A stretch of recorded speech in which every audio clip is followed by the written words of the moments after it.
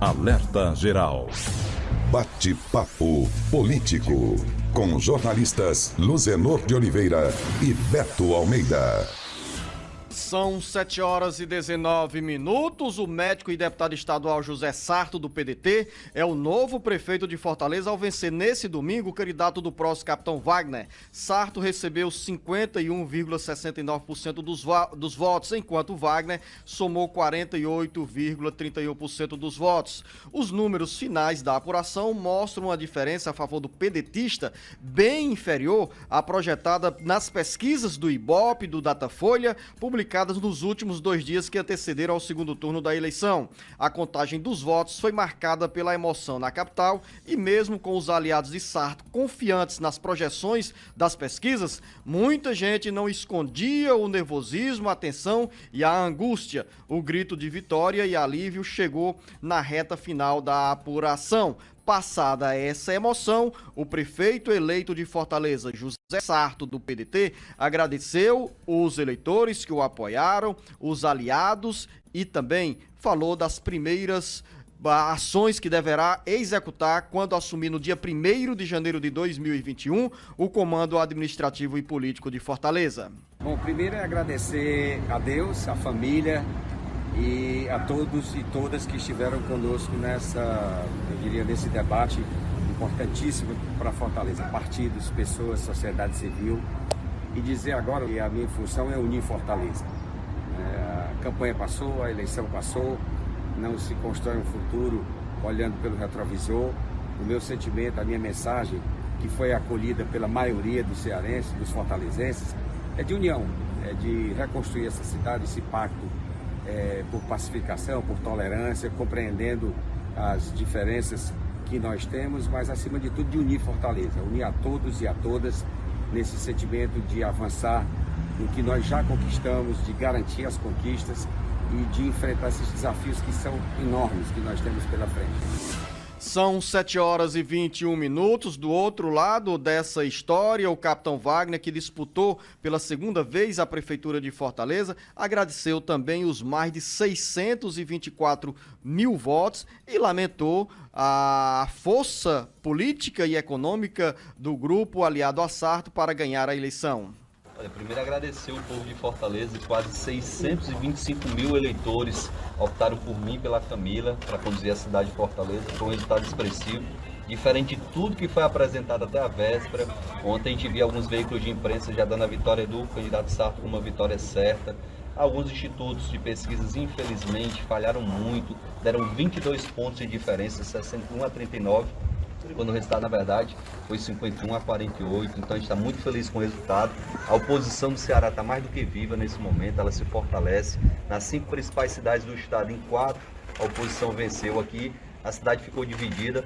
A gente torce para que o próximo prefeito ele possa acertar, a gente torce para que ele possa conquistar os eleitores que não acreditaram no projeto dele. Quase a metade da cidade não acreditou, isso é, sem sombra de dúvidas, algo que tem que chamar a atenção do grupo que está no poder. E a gente só tem que agradecer a população pelo carinho, por acreditar no nosso trabalho, mesmo com tanta gente contra a gente.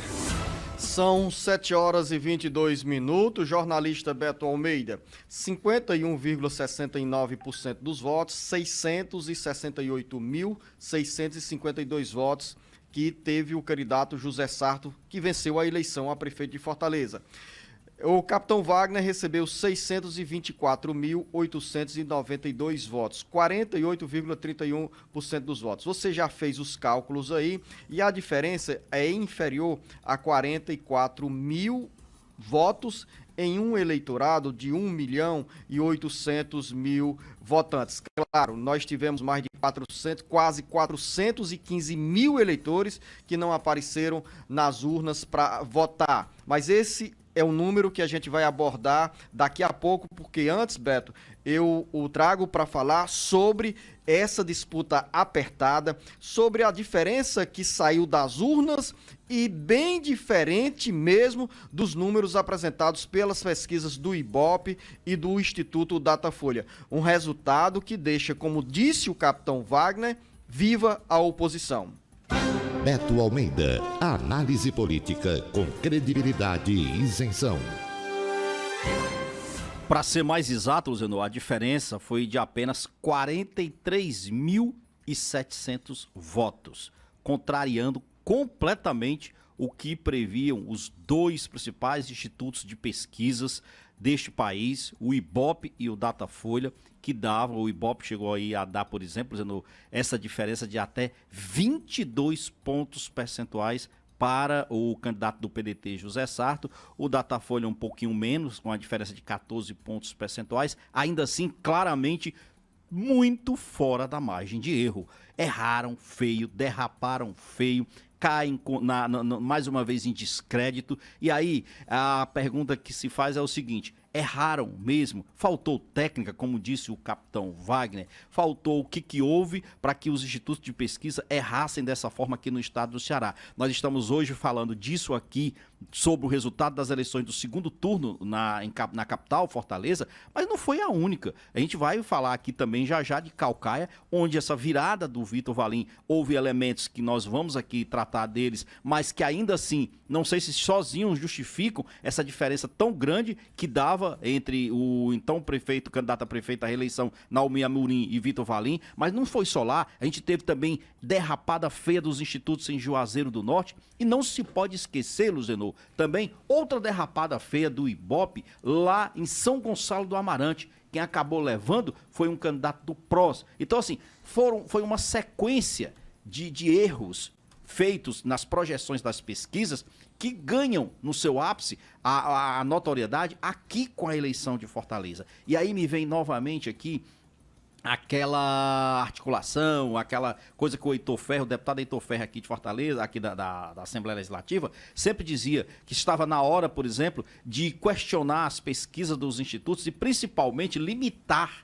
o uso delas a 2 dias, por exemplo, muito próximo do pleito, da realização do pleito, porque não tenha dúvida que as pesquisas influenciam o eleitor, o eleitor se roga muito pelo chamado voto útil, de repente ir a uma urna e não dar o voto para o candidato que já está apontado que é o perdedor. Então o Heitor dizendo, seria o caso de se proibir, por exemplo, a realização de pesquisa 2 dias antes do pleito? Olha, eu acho 3 que... dias ou 4 dias, Beto, ou 3, 4 dias. Os números que nós tivemos aí nas urnas, oficialmente retratando o sentimento da população, dos eleitores, tanto em Fortaleza quanto em Caucaia, e você também já citou outros exemplos, como São Gonçalo do Amarante. Juazeiro nem tanto, porque a eleição estava bem acirrada, com a diferença mínima, né? Mas lá e a margem de erro era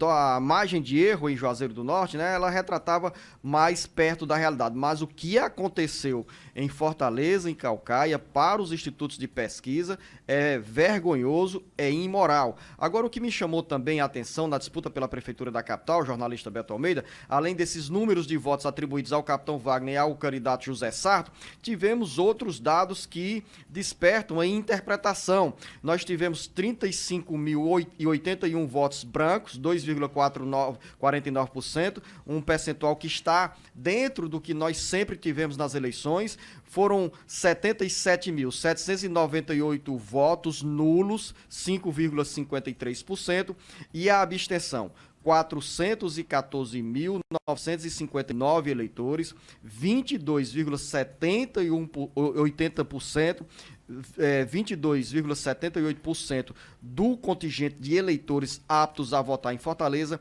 não apareceram na capital. Ao todo, foram contados pelo Tribunal Regional Eleitoral, somados 1.406 votos, 406.423 votos, 1.406.403 votos, 423 votos.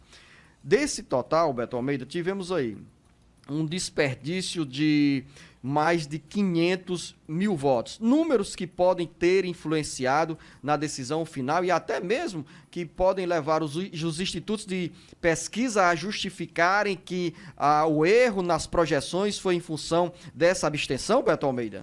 Olha, dizendo que a abstenção foi alta no segundo turno, não tenha dúvida. É bom que se diga o seguinte, historicamente, o segundo turno das eleições, eles costumam ter uma abstenção mais alta do que no primeiro turno. Lógico, no primeiro turno tem o voto também, no caso das eleições municipais, para vereadores. Os vereadores têm uma capilaridade muito grande dentro dos bairros, dentro das comunidades, e eles acabam influenciando, insuflando o eleitor a comparecer às urnas. Já no segundo turno, não. É apenas a eleição ali entre dois candidatos para prefeito. Muita gente viaja e muitas vezes, a gente não pode dizer, os dois candidatos não representam ideologicamente muitas das pessoas e elas acabam deixando para lá. Esse ano a gente ainda teve ainda um acréscimo, que foi a questão da pandemia. Nós não podemos tirar a questão da pandemia de coronavírus. Creio Beto, que a crise sanitária não pesou muito pouco no segundo turno das eleições, porque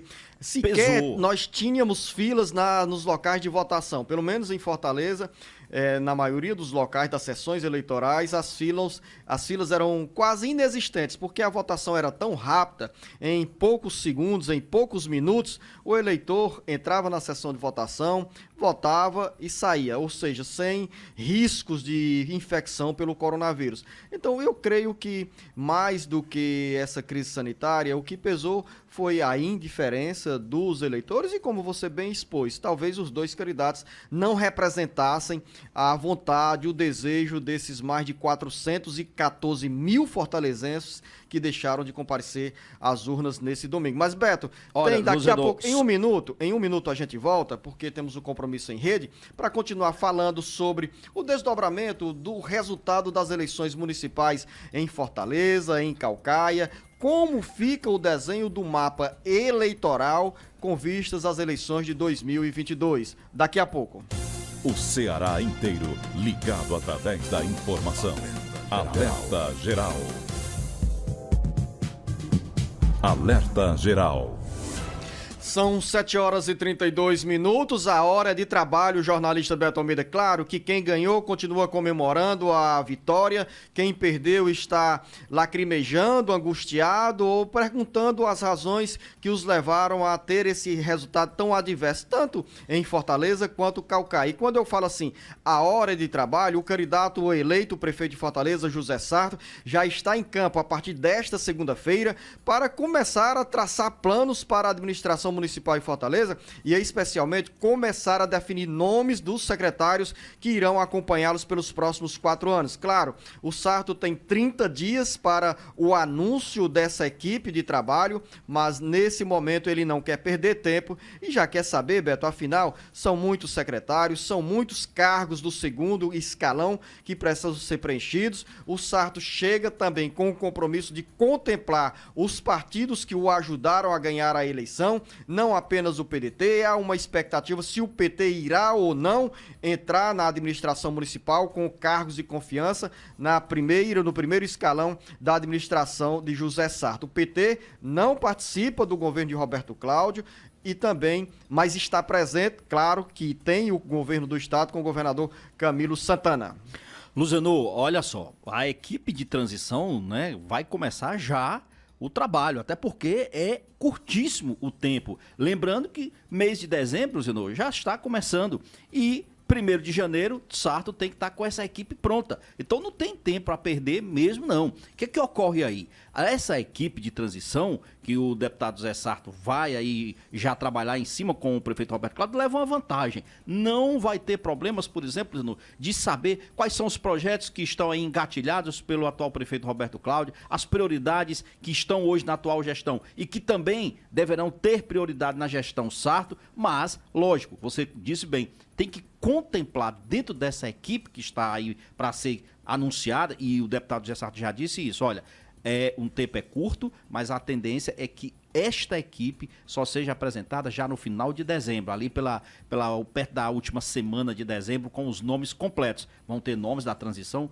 Vão. Samuel Dias, por exemplo, que foi secretário na gestão do Roberto Cláudio, que foi inclusive nome cotado para disputar a prefeitura, é um dos nomes dados como certo. Mas para além disso, para compor tantos partidos que deram apoio a José Sarto, por exemplo, e inclusive ajudar aliados que na Câmara Municipal não conseguiram a reeleição, a expectativa é de que pelo menos de início, Luzenor, 3 nomes saiam da Câmara Municipal para dar vez aos suplentes. pessoas que tiveram votações expressivas, mas que ainda assim não conseguiram se eleger. Se a gente olhar, por exemplo, o Carlos Mesquita é o primeiro suplente, ficou com 8.438 votos. O Iraguaçu Filho, do PDT, ficou na segunda suplência com 8.166 votos. E o Didi Mangueira está com 7.627, portanto, na terceira suplência. O John Monteiro é o quarto suplente com 6.207 votos. Então, na Câmara Municipal, hoje, o José Sarto, a gente já sabe, dos 43 vereadores, 25 ali de cara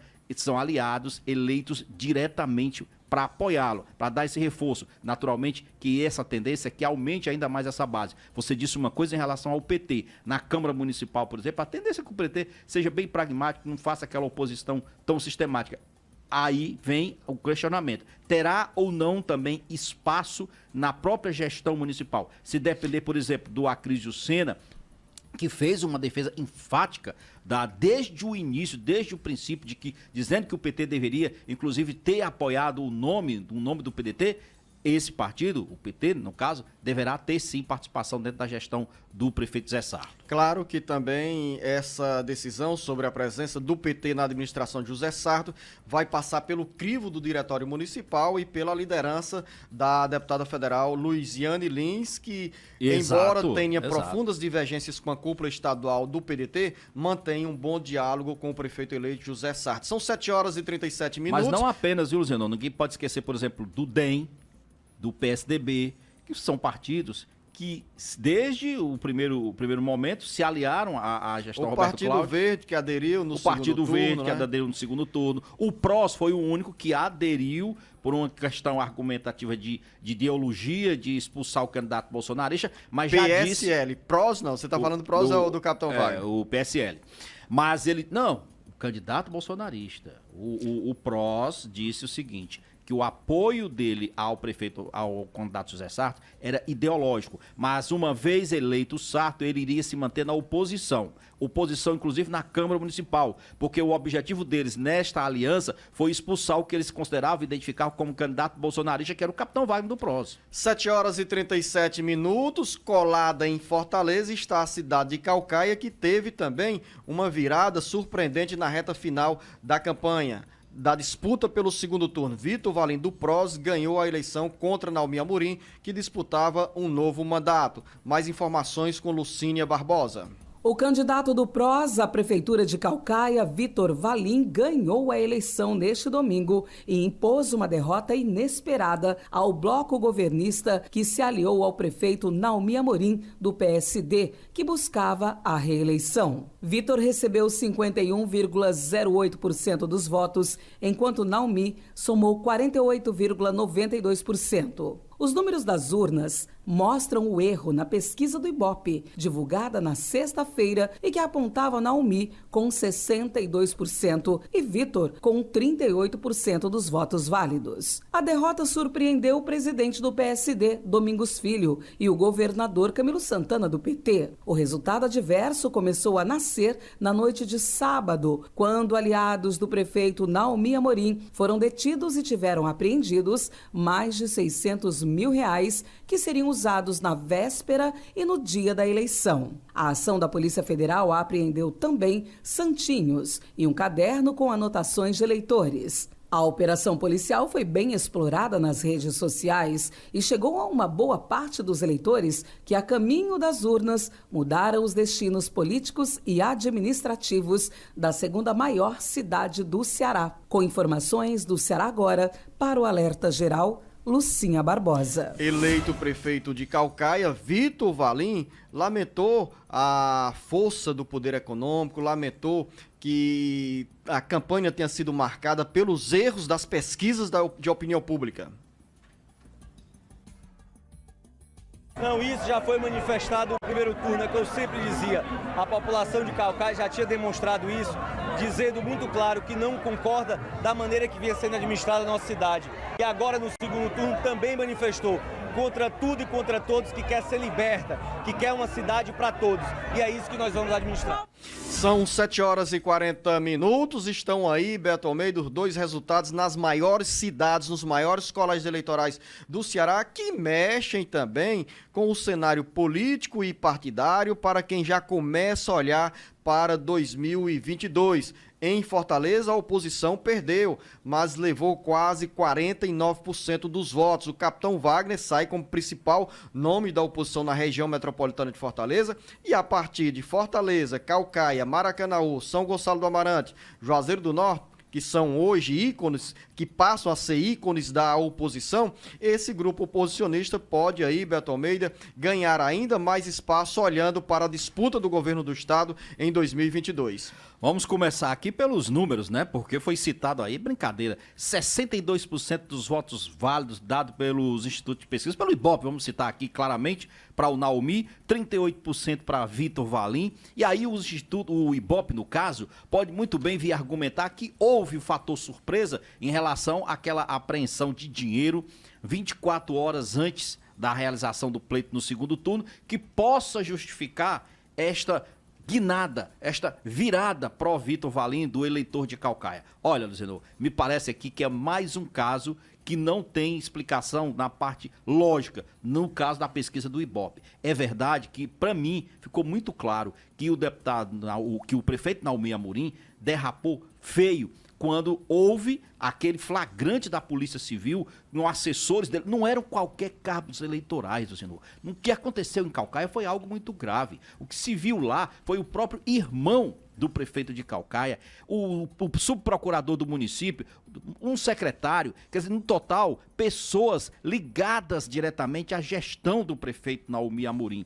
E o prefeito demorou demais dessas 24 horas, uma verdadeira eternidade, para não dizer nada, para não se pronunciar oficialmente, para negar, nem que seja negar, naquela declaração oficial que todo mundo que é pego em flagrante faz. Nem isso o prefeito Naumi fez. Então, eu acredito que sim, aquela imagem do dinheiro no COS, do dinheiro escondido em todo canto, daquela mala de dinheiro revelada, do caderno com anotações feitas com o nome dos cabos eleitorais, com as localidades, isso, para mim, naquelas 24 horas ali, estava descrito. Beto. Foi fundamental, sim, para a derrota do Naumi Amorim. Não foi a única, não é a única causa, não acho que é ela que justifica o erro de pesquisa do IBOP apontada para Caucaia. Pergunta que eu iria te fazer. O IBOP mostrou que há 3 dias do segundo turno, Naumi Amorim aparecia com 62% dos votos válidos e Vitor Valim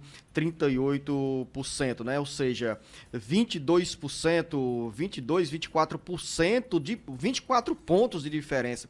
Essa diferença ser transformada em 2 pontos percentuais para o candidato adversário, Beto Almeida, numa variação aí que você vai de 3 pontos a 25 pontos, porque se a diferença dos números dos votos válidos era de 24 pontos, 62 a 38 no caso, exatamente, mas a diferença pró-Vitor Valim, você soma tudo aí, vai superar os 25 pontos. Que pesquisa, Beto, que fato é que surge 24 horas antes da eleição para virar um jogo do jeito que aconteceu em Caucaia? Ou seja, Beto, há uma desmoralização, sim, do que chamas de pesquisa de opinião pública, de pesquisa de intenção de votos. A gente já viu outras situações como essa, mas eu acho que tão escandalosa quanto nesta eleição aqui do Ceará, não vimos, Luciano. Inclusive, o Noticiário Nacional passa longe de fazer essa análise dos erros de pesquisa dos institutos aqui no estado do Ceará. Eu já citei, não se restringe apenas a Caucaia. É Fortaleza, é Caucaia, no caso lá de São Gonçalo do Amarante, é também Juazeiro do Norte. Então, o IBOP, Datafolha, vão ter ainda muito que se explicar. E o pior é que daqui a 2 anos, 2022, lá vem as mesmas caras pálidas, fazendo as mesmas pesquisas, mentindo muitas vezes, se insinuando e o eleitor, aquele mais desavisado, entrando na onda do chamado voto útil. Eu acho que isso muda tudo. Agora tem outro aspecto que aí a gente sai do Instituto de Pesquisa que você falou, que é exatamente a questão de como fica, no tirar do frigir dos ovos, no resultado das urnas, dizendo o novo quadro político do estado do Ceará. São 7 horas e 45 minutos, o bate-papo político ainda não acabou. Eu volto com o jornalista Beto Almeida, porque tem outras leituras políticas que saem das urnas nas eleições municipais. O Ceará inteiro ligado através da informação. Alerta Geral. Alerta Geral. São 7 horas e 48 minutos. Como fica o novo mapa partidário e político a partir dos resultados das eleições municipais e qual a influência que esse resultado terá no cenário político e eleitoral de 2022 no Ceará? Essa pergunta ou essa análise chega daqui a pouco com o jornalista Beto Almeida, porque antes o Carlos Alberto tem números sobre a divisão entre os partidos de quantos prefeitos coube a cada sigla nessa disputa eleitoral. O resultado do segundo turno da eleição em Fortaleza, com a vitória de José Sarto, fez o PDT aumentar para 67 o número de prefeitos eleitos em 2020. O PSD manteve os 27 prefeitos eleitos no primeiro turno, porque nesse domingo perdeu o município de Caucaia, que tinha o prefeito Naomi Amorim, candidato a um novo mandato. O PDT levou a joia da coroa no mapa político e eleitoral, que é a Prefeitura de Fortaleza, com a vitória de José Sarto contra o capitão Wagner do PROS. Os dois municípios, Fortaleza e Caucaia, que concentram 2.043.510 eleitores, são estratégicos no planejamento para as eleições de 2022 e mostram que a oposição sai fortalecida, mesmo com a derrota na capital. Com a contagem dos votos do segundo turno nesse domingo, o novo mapa político e partidário que saiu das urnas mostra que, sob a liderança dos irmãos Cid e Ciro Gomes, o PDT conquistou 67 das 184 prefeituras do Ceará. Foram 16 municípios a mais do que o número de vitórias no pleito de 2016. O PSD, sob a liderança do ex-vice-governador Domingos Filho, ficou em segundo lugar, com 27 prefeituras. 7 municípios têm tendências com candidatura subjúdice e podem alterar o mapa político e partidário estadual. A oposição sai fortalecida com as vitórias em Juazeiro do Norte, Caucaia, Maracanaú e a votação, mesmo com resultado adverso, do capitão Wagner em Fortaleza. Com informações dos bastidores políticos para o jornal Alerta Geral, Carlos Alberto.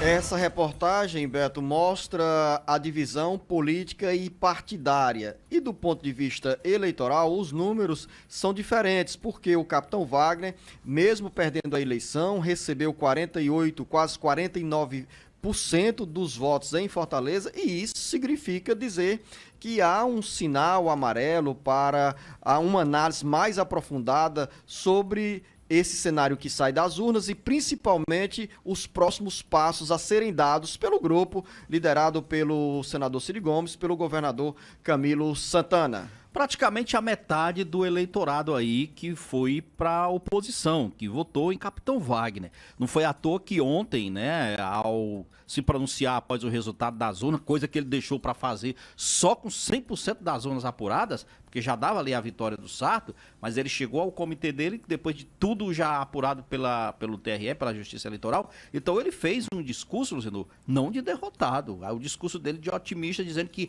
a oposição tinha renascido no Ceará. E aí ele citou os exemplos. Diz que, olha, que das 5 maiores cidades do estado do Ceará, a oposição está bem em 4. Aí ele citou Maracanaú, citou Caucaia com a eleição do Vitor Valim, citou Juazeiro do Norte, não esqueceu de citar o São Gonçalo do Amarante, né, porque lá o PROS fez o prefeito, e citou exatamente o que ele chama de praticamente metade do eleitorado da capital. Então isso já começa a desenhar de fato o que a gente pode ter, o resultado dessas urnas para a sucessão de 2022. Quando o deputado federal, o Wagner, diz, Luciano, que sai fortalecida a oposição, de fato sai. Ou seja, mesmo tendo hoje praticamente 75% das prefeituras eleitas no estado do Ceará, mas os maiores colégios eleitorais estão de fato com a oposição. Lógico,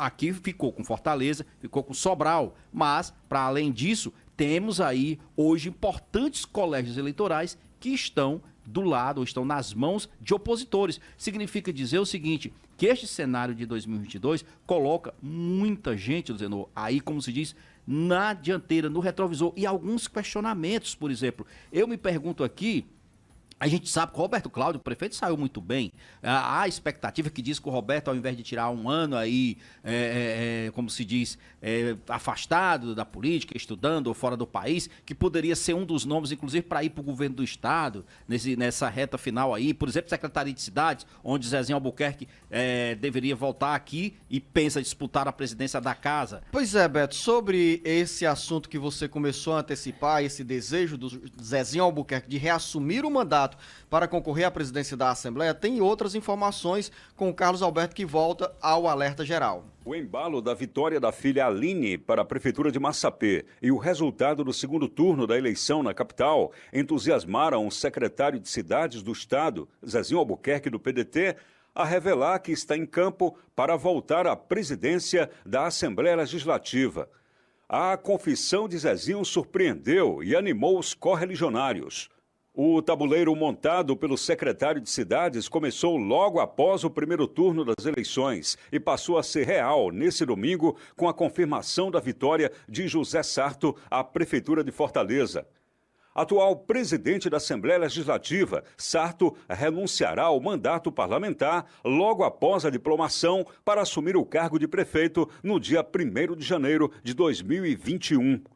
Com a saída de Sarto, o primeiro vice-presidente Fernando Santana, do PT, passa a comandar o Legislativo.